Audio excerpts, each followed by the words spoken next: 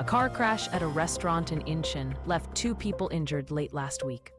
The incident happened around 8:58 p.m. on the 11th in Cheongradong, Sagu, when a vehicle driven by a man in his 20s accidentally reversed into a Chinese restaurant.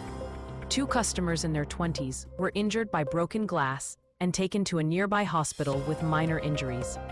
The crash also damaged windows and furniture inside the restaurant. The driver told police he mistakenly hit the accelerator instead of the brake. After an internal investigation, Incheon's West Police decided not to press charges, citing the minor nature of the injuries. Authorities say the driver's comprehensive insurance will cover damages, and the case has since been closed.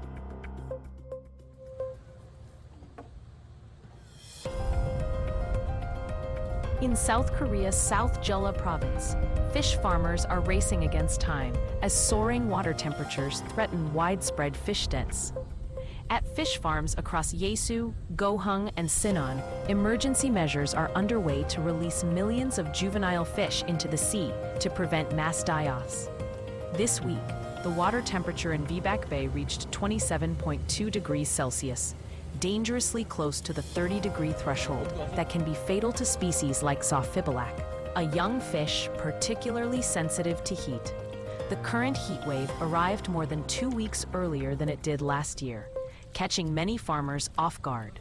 At one farm in Yeosu, workers released over 80,000 fish in a single day, nearly 40% of their total stock, hoping the open sea will offer cooler, more stable conditions. These mass releases are part of an emergency action plan coordinated by the province, which now includes the release of 1.57 million Zophibilac from 22 farms. The objective is to reduce fish density in the pens, giving remaining stocks a better chance of survival as the heat wave intensifies. Authorities are urging farmers to act quickly and decisively to minimize losses. Last summer, similar conditions led to catastrophic losses. 220 farms experienced mass fish deaths, causing damage worth nearly 49 billion won. This year, while no large-scale die-offs have yet been reported, officials remain on high alert.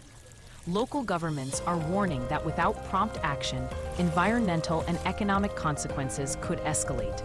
Releasing fish early is not only a preventive measure, it also aims to preserve marine biodiversity and reduce pressure on waste disposal systems, which become overwhelmed during mass mortality events. As climate change accelerates and heat waves become more frequent, aquaculture operations across the region are being forced to adapt. For now, South Jeolla's fishermen continue their urgent effort, hoping their swift action will keep the worst from repeating.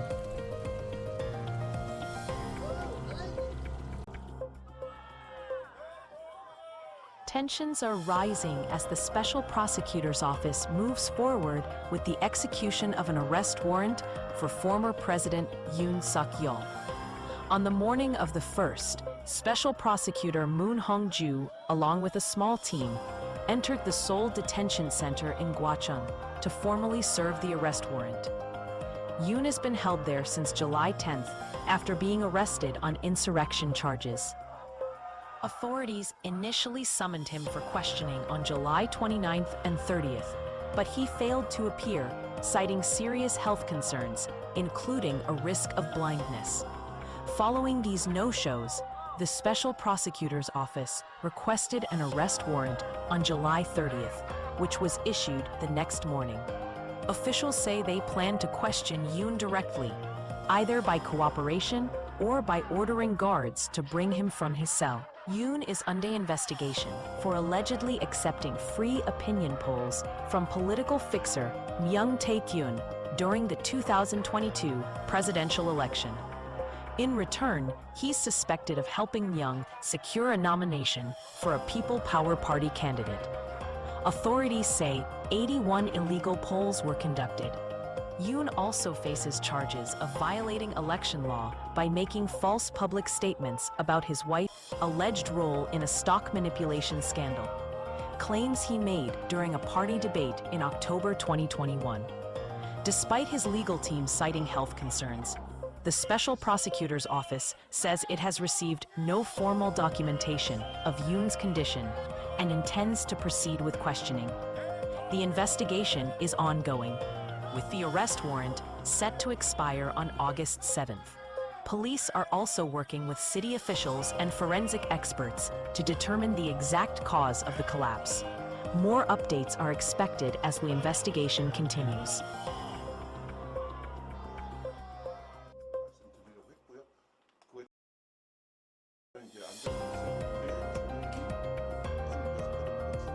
As summer holiday traffic ramps up, new data from Samsung Fire and Marine Insurance is raising serious concerns about the dangers of single-vehicle accidents, which now account for nearly 1 in 4 traffic-related deaths in South Korea.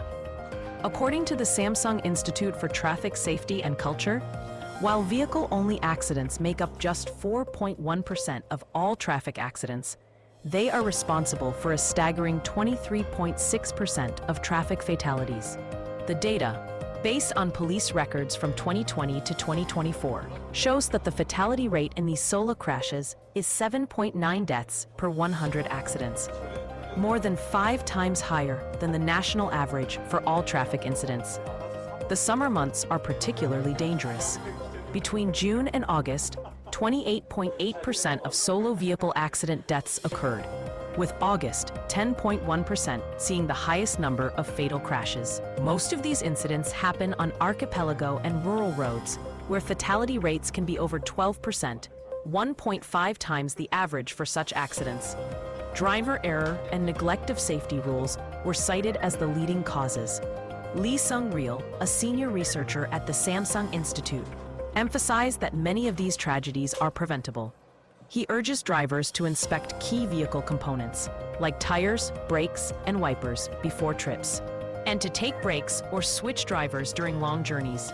Lee also stressed the need for improved safety infrastructure, especially in high-risk areas. This includes better signage, road edge warnings, and protective installations to reduce the severity of crashes caused by lane departures or collisions with roadside objects. As vacationers hit the road, experts are calling for heightened awareness and caution, reminding the public that even a single lapse in judgment behind the wheel can lead to deadly consequences.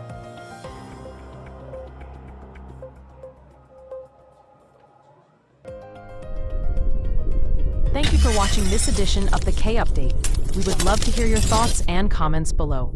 Please like, share, and subscribe for more headline K news.